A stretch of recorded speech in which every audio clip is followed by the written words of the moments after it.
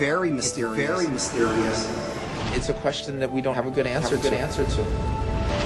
Well, that is the ultimate question. Now, that is tricky. The more you look at quantum physics, the more mysterious and wondrous it becomes. The question is, how far down the rabbit hole do you want to go? All of this really is just a great illusion. Are people affecting the world of reality that they see? You betcha they are. What is reality? What is reality? Have you ever thought about what thoughts are made of? It is so mysterious you can't explain it. The real trick to life is not to be in the know, but be in the mystery.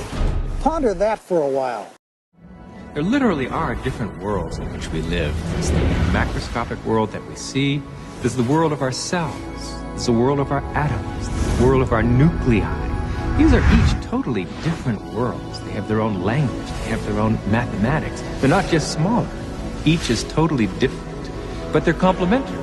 Because I am my atoms. But I am also my cells. I'm also my macroscopic physiology. It's all true. They're just different levels of truth. The deepest level of truth uncovered by science and by philosophy is the fundamental truth of unity. At that deepest subnuclear level of our reality, you and I are literally one.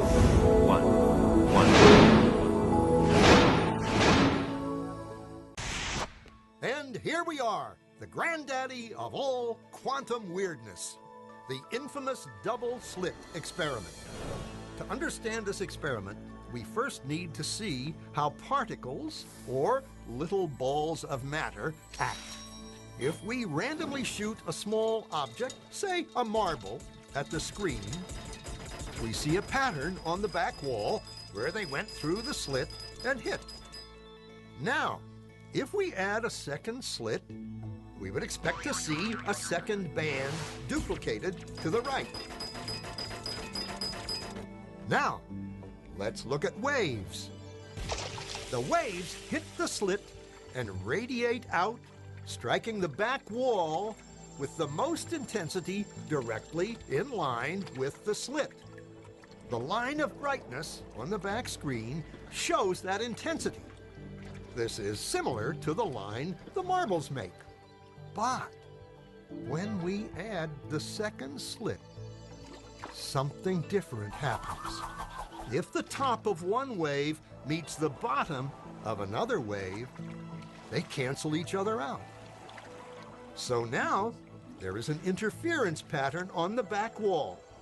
Places where the two tops meet are the highest intensity, the bright lines, and where they cancel, there is nothing. So, when we throw things, that is, matter, through two slits, we get this, two bands of hits. And with waves, we get an interference pattern of many bands. Good so far.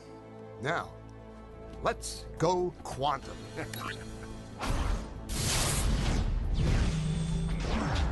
An electron is a tiny, tiny bit of matter, like a tiny marble. Let's fire a stream through one slit. It behaves just like the marble, a single band. So, if we shoot these tiny bits through two slits, we should get, like the marbles, two bands. What? An interference pattern.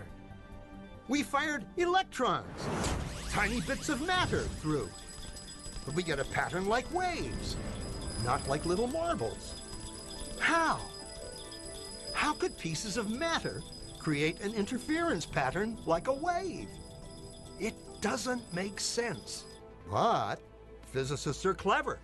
They thought, maybe those little balls are bouncing off each other and creating that pattern. So, they decide to shoot electrons through one at a time. There is no way they could interfere with each other. But after an hour of this, the same interference pattern is seen to emerge. The conclusion is inescapable. The single electron leaves as a particle, becomes a wave of potentials, goes through both slits, and interferes with itself.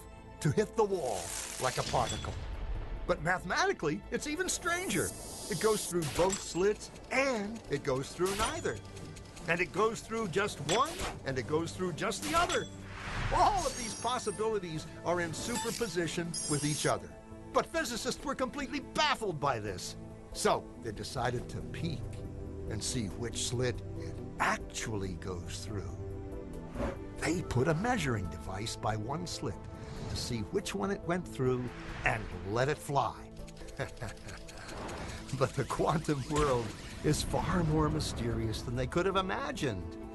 When they observed, the electron went back to behaving like a little marble. It produced a pattern of two bands, not an interference pattern of many. The very act of measuring or observing which slit it went through meant it only went through one, not both.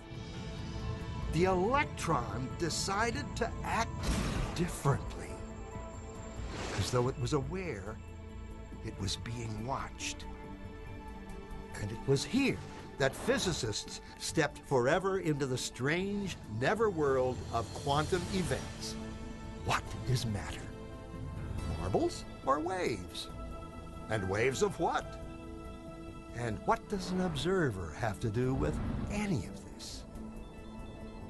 The observer collapsed the wave function simply by observing.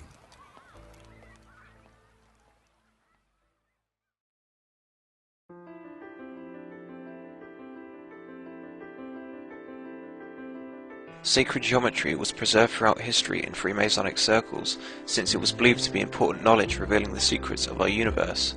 The secret of sacred geometry is that vibrations or sounds form geometric patterns.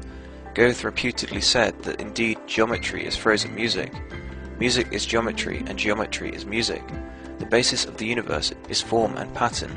Both are organs of perception, and the phenomenal world we perceive seem to be best understood as systems of pure pattern, or as geometric structures of form and proportion. Due to this, many ancient cultures chose to examine reality through the metaphors of geometry and music. Sound, like word and rhythm, forms the trinity of the shamanic power of language. Sound of a certain octave is reputedly able to produce psychic, psychological, or emotional effects, and also freeze water, kill a man, or break down walls, as in the biblical legend of Jericho. The frequency of 432 Hz is deeply intertwined in nature. However, most music worldwide has been tuned to 440 Hz since the International Standards Organization endorsed it in 1953, following the prior recommendation of the Nazi Party spokesman Joseph Goebbels in 1939. Research suggests that the international standard of 440 Hz tuning generates a deliberate unhealthy effect in the environment and human physiology. According to Brian T. Hollins, it brings about an unnatural 8 Hz change in how we think and how our DNA regulates our genetic makeup.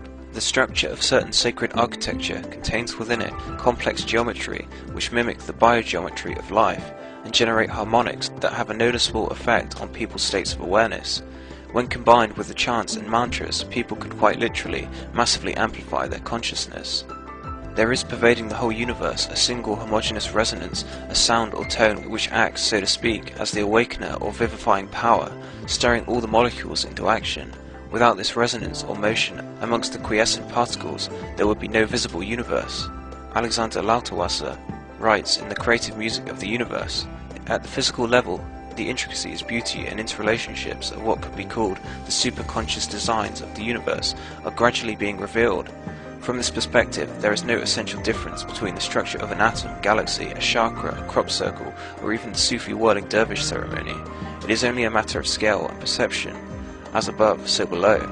Within these phenomena lies something, some process perhaps that suggests the superconscious design with its fundamental archetypal patterns and displays of unity. Professor Robert Moon at the University of Chicago has demonstrated that the entire periodic table of elements, literally everything in the physical world, is based on these same 5 forms. Sacred geometric shapes can occupy both a static and dynamic position. The static position is a low entropy state, whereas the dynamic position is a high entropy state. Hence, geometry can be used for both destructive and creative purposes. To give an empirical example related to the dodecahedron, Moon showed that the last natural element of the periodic table uranium, was based on the form of two connected dodecahedra being torn apart. This rupture creates a toxic nuclear radiation. Interestingly enough, the most intriguing of all platonic solids and the most mystically significant is the dodecahedron, i.e. the fifth element, aether. The ancient Greeks considered knowledge of the dodecahedron a closely guarded secret and feared that this pattern could cause tremendous destruction if misused. Only hints at this pattern's existence were given publicly, as in Plato's famous statement that the Earth seen from above appears like a 12-sided leather ball. Modern Russian scientific research has discovered that there is indeed a dodecahedral pattern to the Earth's crust. The Earth is a living crystal, with energy meridians much like the human body. Further to this, findings in 2003 from NASA reveal that the shape of the universe is a dodecahedron based on phi, the golden ratio. The dodecahedron was also found to have importance in relation to DNA. Dr. White mapped out the relationship between the amino acids across the 3D surface and found that it formed a dodecahedron. The universe is a dodecahedron, the Earth is a dodecahedron, DNA folds into the dodecahedron. As above, so below. As you sit here, millions of cells are splitting, undergoing mitosis, and the whole process is being guided by hyperdimensional geometry. Phi, the golden ratio 1.618, is the universal constant of the design within the physical, i.e. phi cycle, reality. Phi can be found throughout the universe, from the spirals of galaxies to the spiral of a Nautilus seashell, from the harmony of music to the beauty in art, from the microscopic to the macrocosmic. The constant symmetry of the golden ratio throughout nature also attests to the holographic nature of reality. In the 15th century, Fibonacci discovered that if you add 1 to itself, then 2 to 1, then the sum 3 to 2, and the sum 5 to 3, etc., then you end up with a series of numbers 1, 1, 2, 3, 5, 8, 13, etc. The ratios of these one to another dance around and approach more and more closely to the golden ratio. These ratios describe the most efficient way of packing spirals about themselves.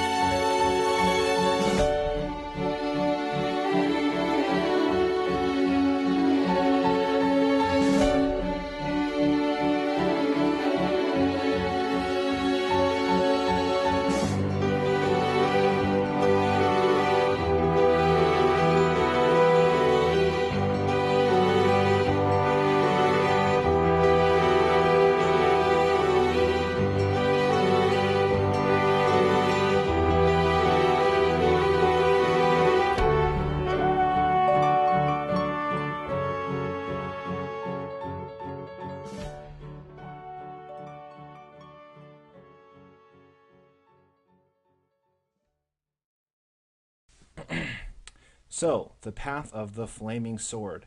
Sephirah number 1, this is Kether, represents Godhead, or we could say God consciousness, or the singularity, or the one state. And we will call this God consciousness here in Kether. And if we go all the way down to Sephirah number 10, this is Malkuth, this could be said to represent us, our physical existence, or the physical plane. So, in general terms, if our consciousness is stuck, let's say, on only physical survival, only on day-to-day matters, only on our physical lives, we could be said to be disconnected from God's wisdom or our own higher selves, and we are disconnected from our God self, that connection, that fountain of knowledge and insight and power that we get from true union with God, which is always flowing from up here, but difficulties and problems with our rational mind, which is centered here with the Sephiroth, can interrupt the flow and prevent our own enlightenment, and we'll be disconnected from the God self, the godlike part of us. So as a general rule, energies represented in Sephirah number 1 get less vague and less kind of ethereal and more real or more physical as we follow the path of the flaming sword from Sephirah number 1 all the way down to Malkuth in number 10. So Sephirah number 10 represents real-world manifestation of our divine will. So we can use the Tree of Life as a map to explain to us how to manifest our desire into physical reality. So for something to manifest, it has to follow the path of the flaming sword here in numerical order in order for what we want to be generated here on the physical plane. Likewise, we can follow the same path back up and climb the Tree of Life to achieve union with Godhead, or better integration with our higher self, that being more connected with God. Another structure or pattern in the tree is the 3 pillars, and you can see here we can block off the Sephiroth into these 3 columns. So we can see this one on the left, we call the Pillar of Severity, and these Sephiroth deal with action, aggression, activity, things of that nature. On the right-hand side, this is called the Pillar of Mercy, which deals with concepts and forces relating to passivity, receptivity, and stillness. And in the middle, we have the Pillar of Balance. It kind of balances these two out. You'll also hear this referred to as the Pillar of Mildness, same thing, or the middle pillar. So this, as you would think, represents an integration of the left and right pillars and creates a synthesis of the two. So you can think of this as yin and yang, and this pillar in the middle as yin yang. So we have a masculine, outgoing yang force here in severity. We have a feminine or receptive or negative force here, like a yin force in the Pillar of Mercy, and a yin yang, or balance of the two, with the Pillar of Mildness in the middle. So lots and lots of different spiritual concepts and philosophies all find their place here on the Tree of Life. And of course, it doesn't make 100% sense yet, but keep watching and we will go through it. So, speaking of which, let's go through the concept of duality, or opposing positive and negative forces in the universe, and this is incorporated quite nicely into the Tree of Life. The Pillar of Severity, like we said, these yang forces are actually headed by their opposite, or yin. So if you've ever seen a yin-yang diagram, you'll see a black sphere shrouded in white, and the yang is a black area, like kind of a circle encapsulated with white here, and this is a black head surrounded with white, and a white head surrounded with black. So what Eastern philosophy is telling us is that the body is ruled by its opposite. So these Sephirah here are masculine, but they're ruled by a yin head, and the opposite is true over here. We have a feminine yin body, feminine Sephirah, these two, 4 and 7, but they're ruled by a yang or masculine head over here. The pillar of mercy is ruled by yang, the positive masculine force, and the pillar of severity is ruled by yin, the negative feminine force, and the pillar of mildness, as we said, integrates the two. So, to achieve our true God-given destiny, we must unite ourselves with God. This is our true union with the higher self. Each and every one of us has a unique higher self, and we begin with our material and separated existence here in Malkuth, which is Sephirah number 10, and through stepwise study, meditation, and prayer, study of the Kabbalah, and the exercises outlined therein, we integrate each Sephirah. These are just different parts of ourselves as we ascend the tree of life, unite with God, and achieve, ultimately, our true life's purpose.